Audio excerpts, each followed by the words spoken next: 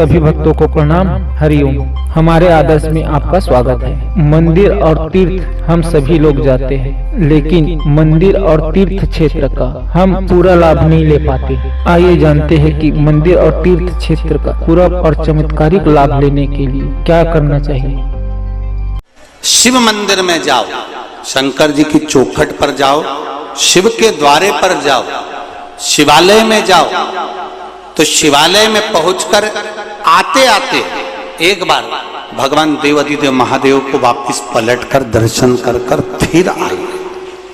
वापिस पलटकर एक बार फिर दर्शन कर कर शिव की चौखट तक जाकर, शिवालय पर जाकर आप आ रहे हैं, दर्शन कर लिया, पूजन कर लिया, आराधना कर ली, या तो उनकी देहली पर बैठ जाओ, थोड़ी देर उनकी चौखट के बाहर बैठ जाओ, या फिर पलट कर एक बार फिर दीदार कर, फिर घूमकर दर्शन। जब हम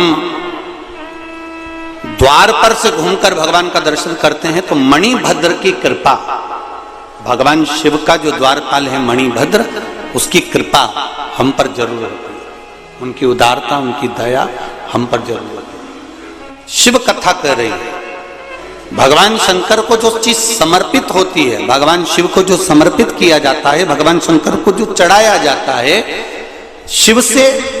वापिस हम जो प्राप्त करते हैं वो शंकर भगवान की औषधि के रूप में प्राप्त करते हैं। अब एक बात बहुत अच्छे से ध्यान में रखिएगा, किसी संत के दरवाजे पर, किसी सदगुरु के द्वार पर, भगवान की चौखट पर, भगवान के मंदिर में, देवालय में जब हम जाते हैं तो हम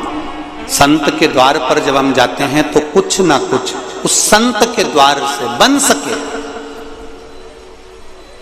तो आप वहां से जो प्रसाद लेकर आ रहे हैं, जो आप प्राप्त कर कर ला रहे हैं, वो केवल प्रसाद नहीं होता, केवल प्रसाद नहीं है वो। शिव महापुराण की कथा ये तक कहती है कि केवल वो प्रसाद नहीं है, यहां तक शिव पुराण कर रही है कि जिस संत के द्वार का हम वो प्रसाद लेकर आ रहे हैं, जिस मंदिर का हम वो प्रसाद लेकर आ रहे हैं, वो प्रसाद ही नहीं रहता, केवल वो औषधि भी निर्मित हो जाती है। अगर भगवान के श्री विग्रह से वो स्पर्श मात्र हो जाए तो औषधि भी हो जाती है, वो एक औषधि के तुल्य भी हो। कभी सांवरिया जी जाएं, कभी नाथद्वारा जाएं, कभी काकरोली जी जाएं, कभी सोमनाथ जी, कभी तिरुपति जाएं, कभी द्वारका जी जाएं। आप होटल में भोजन करो, मना नहीं है, करते ही हो, जाकर आप बुकिंग करेंगे, होटल में रुकेंगे, धर्मशाला में रुकेंगे, भवन में रुकेंगे, तो बाहर भोजन करेंगे। पर कभी अगर मौका लग जाए द्वारकाधीश जाने का, सोमनाथ जाने का, या नाथद्वारा जाने का, या सांवरिया जी, या जहां आप जाते हैं, काकरोली जी, एकलिंग जी, जहां जाएं, वहां जाकर आप एक बार पूछें, क्यों साहब, आप उनसे विनती कर सकते हैं कि साहब हमको यहां पत्तल प्रसाद मिल सकता है, या थोड़ा सा पत्तल प्रसाद प्राप्त हो सकता है क्या? आप उनसे निवेदन कर सकते हैं, आप उनसे कर सकते हैं। और निवेदन, जैसे 4 जगह शादी हो रही है,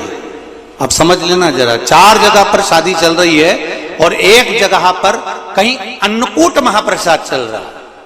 तो शिव महापुराण की कथा यहां तक कहती है कि वो 4 जगह पर 56 भोग क्यों ना बनाओ, उसको भी थोड़ी देर के लिए छोड़ दो, पर कहीं अन्नकूट की महाप्रसादी अगर हाथ में भी प्राप्त हो रही है तो वो हमको औषधि प्रदान कर देती, वो हमको सुख प्रदान कर देती, वो हमको अमृत तत्व प्रदान कर देती है, वो हमको अमृत तत्व दे जाते हैं। अब देवराज नाम का ब्राह्मण जब चला, ब्राह्मण ने आवाज लगाई, बांधव रुको, देवराज नहीं रुका। जब देवराज देहली से बाहर हो गया, दरवाजे से बाहर हो गया, द्वार से बाहर हो गया, शरीर में ताप पड़ने के कारण जब वो दरवाजे से बाहर निकला, उस समय पर देवराज नाम के ब्राह्मण को वहां पर कुछ सामग्री जैसे आपको पहले भी कथा में कहा कि शिव जी को जो चढ़ता है, शंकर भगवान को जो समर्पित होता है, बेलपत्री शिव जी को जो समर्पित होती है, जल जो शिव जी को समर्पित होता है, वो थोड़ा सा कहीं चरणामृत के रूप में, थोड़ा सा कुछ पंचामृत के रूप में देवराज नाम के ब्राह्मण को भी प्राप्त हो गया। बहुत अंतर है महाराज। देवराज नाम के ब्राह्मण ने वो चरणामृत, वो पंचामृत जो द्वार पर मिल रहा था शिव मंदिर के, उसको लिया जरूर है पर उसको पान नहीं करा, उसको छोड़ दिया गया, एकांत में कहीं ले जाकर उसको डाल दिया गया। अब जरा ध्यान देना, कितना कितना हमारे यहाँ शास्त्र कह रहा है कि मान लो आपके सामने सांवरिया जी का प्रसाद आ गया, नाथद्वारा का प्रसाद आ गया, बद्रीनाथ का प्रसाद आ गया, द्वारका जी का प्रसाद आ गया, तिरुपति का प्रसाद आ गया, या 12 ज्योतिर्लिंग में से किसी ज्योतिर्लिंग का प्रसाद आ गया, और मान लो आपका व्रत है और आप वो प्रसाद नहीं ग्रहण कर सकते, तो फिर क्या करोगे? शिव महापुराण की कथा कहती है उसको हाथ में लेकर मस्तक से लगाकर भले आप दूसरे को प्रदान कर दो, पर प्रसाद अगर तुम्हारे पास में आया है तो उसका स्पर्श जरूर करिए। उस स्पर्श मात्र से भी आपको सुख का अनुभव होगा, मात्र स्पर्श मात्र से। और चलो सहज भाषा में, शिव मंदिर के बाहर आ रहे हो, शंकर की चौखट से बाहर आ रहे हो, शंकर भगवान के द्वार से बाहर आ रहे हो, पीछे पलट कर देख लिया, ठीक है, नहीं पलट कर देखा तो देहली पर भी अगर आपने हाथ फेर लिया और द्वार पर भी यदि आप हाथ फेर कर हृदय से लगाकर, मस्तक से लगाकर वापिस आ भी जाते हो तो उसमें भी प्रसाद का ही फल प्राप्त होता है। शिव की चौखट पे प्रसाद का फल मिल जाता है।